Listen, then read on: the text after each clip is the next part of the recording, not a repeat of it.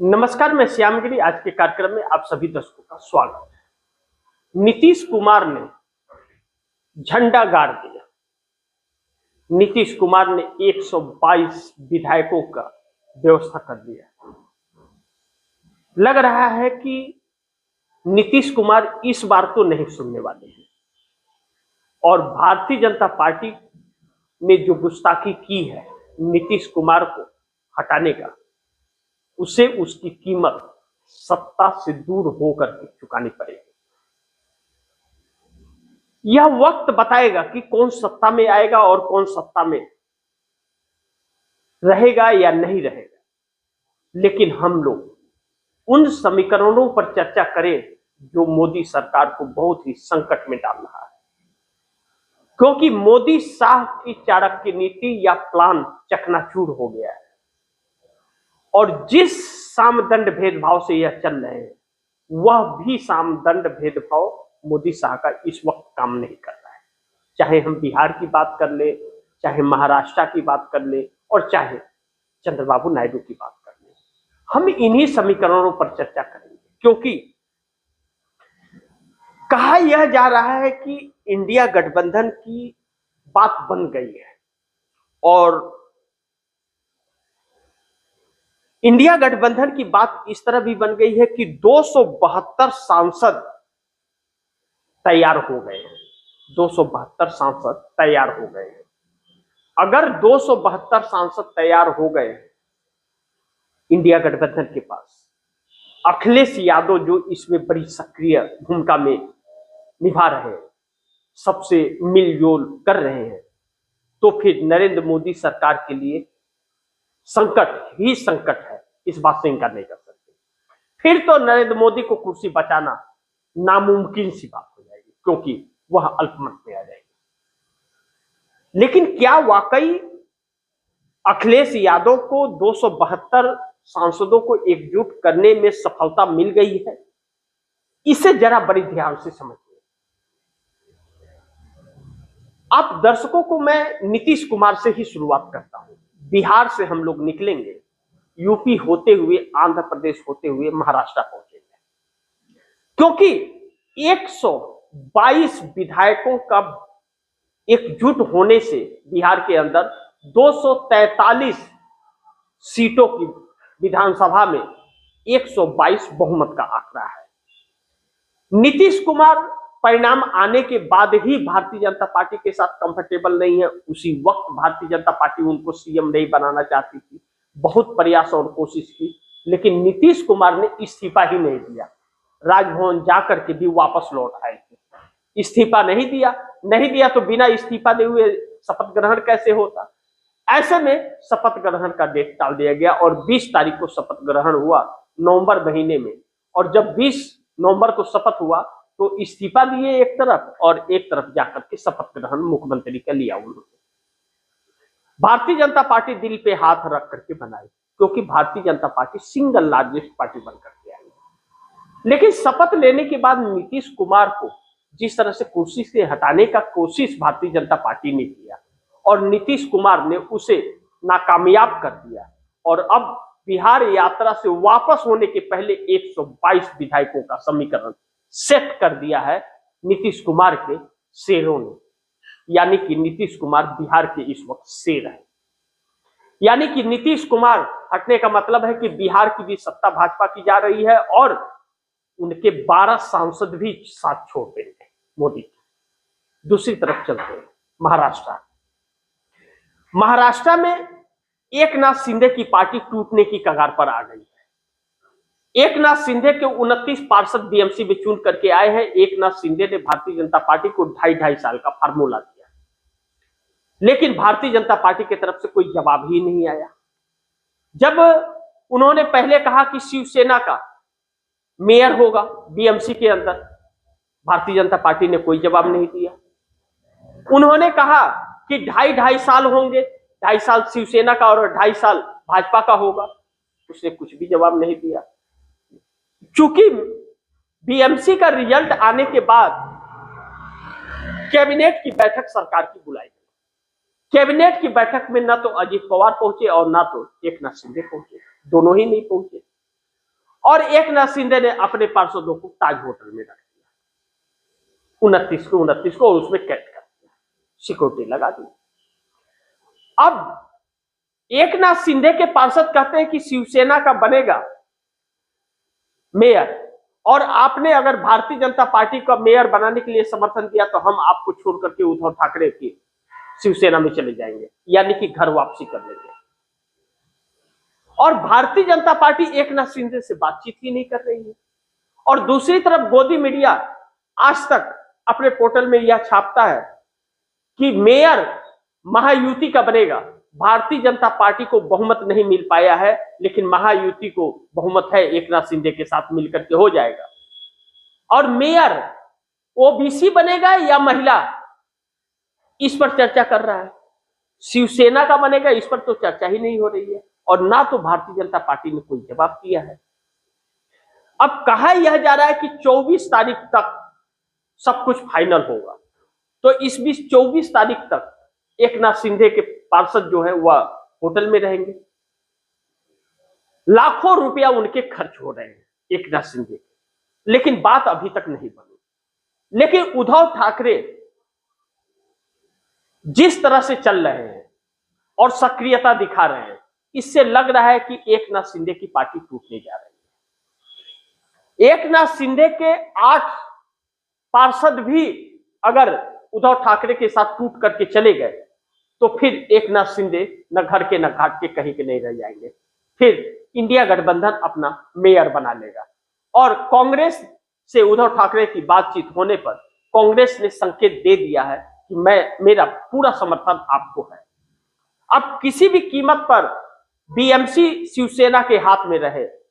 बाला साहब ठाकरे के 100वीं वर्षगांठ है, और उस उपलब्ध में अगर बीएमसी शिवसेना के हाथ से चली जाए तो फिर एकनाथ शिंदे यह भी नहीं कह पाएंगे कि बाला साहब ठाकरे की विरासत को मैं आगे बढ़ा रहा हूं, क्योंकि तोड़ तो पहले ही लिए है।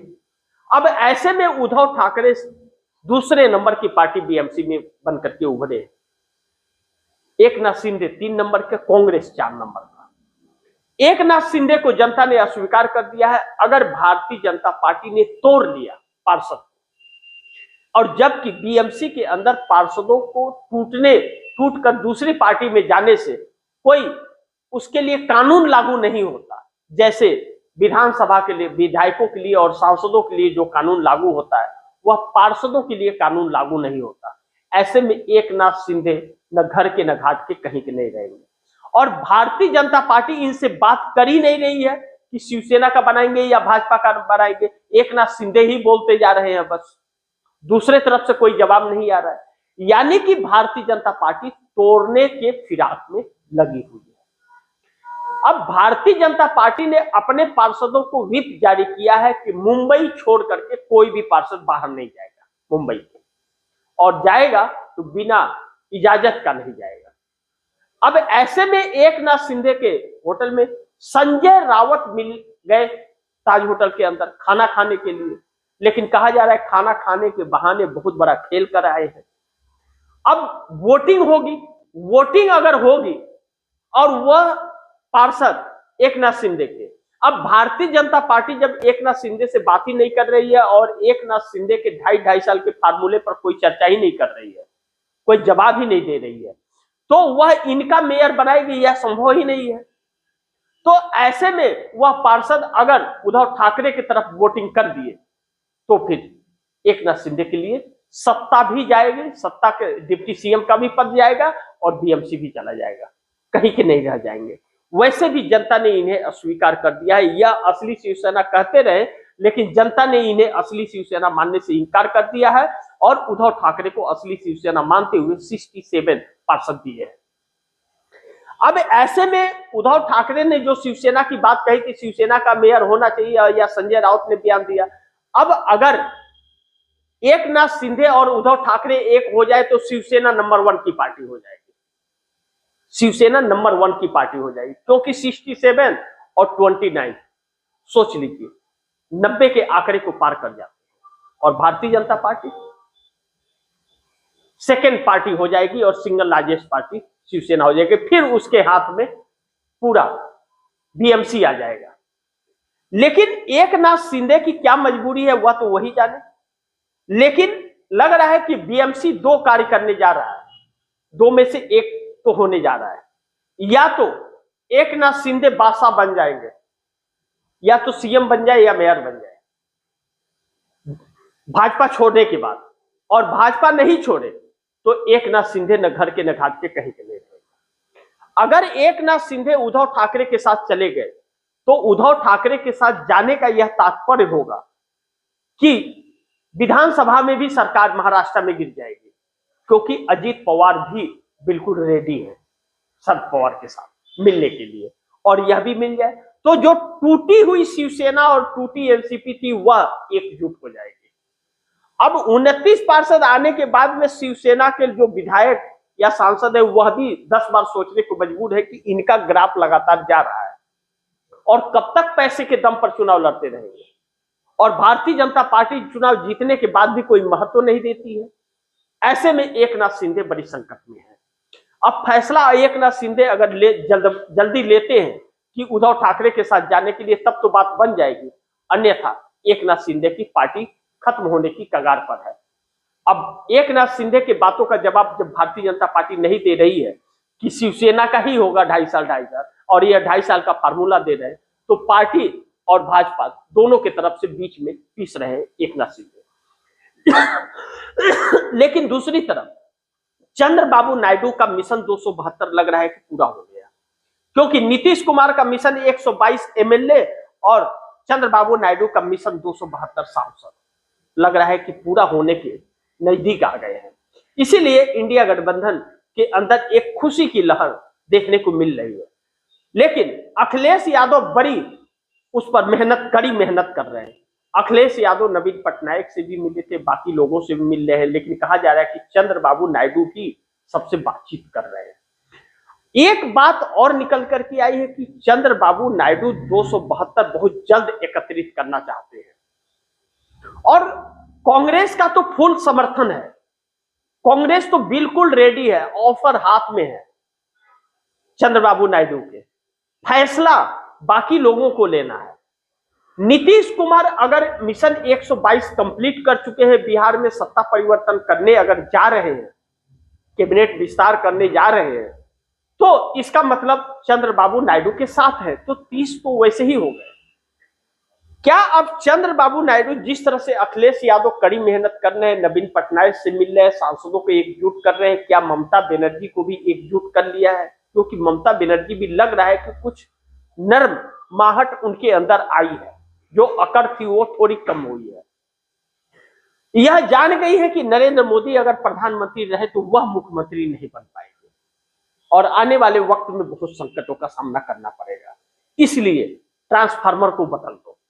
अब ऐसे में नरेंद्र मोदी को एक ट्रांसफार्मर का रूप माना जा रहा है कि जो बार बार ब्लास्ट हो रहा है।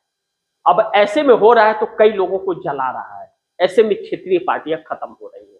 अब चंद्रबाबू नायडू इस फिराक में भी है कि उन्हें केंद्र की राजनीति करनी है। अपने बेटे नारा लोकेश को आंध्र प्रदेश के अंदर उन्हें सीएम बना करके उन्हें केंद्र की राजनीति में एंट्री मारनी है, और नरेंद्र मोदी है कि मानते ही नहीं।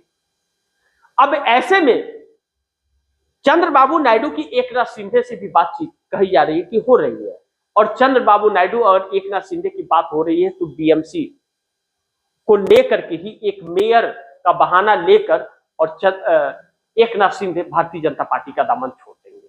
लेकिन एक साथ अजीत पवार और एकनाथ शिंदे ने अगर भारतीय जनता पार्टी को छोड़ दिया तो भारतीय जनता पार्टी की सरकार भी महाराष्ट्र में गिर जाएगी। लेकिन नरेंद्र मोदी की भी उल्टी गिनती अब शुरू हो गई है। हर जगह धरना प्रदर्शन, बेरोजगारी बढ़ती जा रही है, महंगाई बढ़ती जा रही है। बजट पेश होना है, उसके पहले आईटी सेक्टर से टाटा ने 30,000 लोगों को काम से निकाल दिया। जिस आईटी सेक्टर की वाहवाही कर रही थी वही आईटी सेक्टर बैठ गया है। आने वाले दिन में और लोगों को नौकरियां जाएंगी, इस बात के भी संकेत टाटा ने दे दिया है। ऐसे में नरेंद्र मोदी बैकफुट पर है। अब बजट पेश होना है 1 फरवरी को, और 1 फरवरी तक का डेडलाइन चंद्रबाबू नायडू ने दिया है। लगता है कि इस बार मोदी जी का बुढ़िया बिस्तर समेटने वाला है और इंडिया गठबंधन की शायद सरकार चंद्रबाबू नायडू के नेतृत्व में बनने वाली है।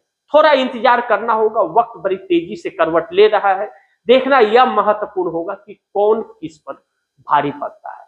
इसी के साथ आप दर्शकों से इजाजत चाहूंगा, लेकिन आप दर्शकों की क्या राय है, क्या सुझाव है, कमेंट बॉक्स में जरूर दीजिएगा। इस खबर को ज्यादा से ज्यादा शेयर कीजिएगा। आपने अगर चैनल को सब्सक्राइब नहीं किया, चैनल को सब्सक्राइब कर लीजिए। अपने दोस्तों को भी कहिएगा चैनल को सब्सक्राइब करें। मिलते हैं अगली खबर के साथ, तब तक के लिए नमस्कार।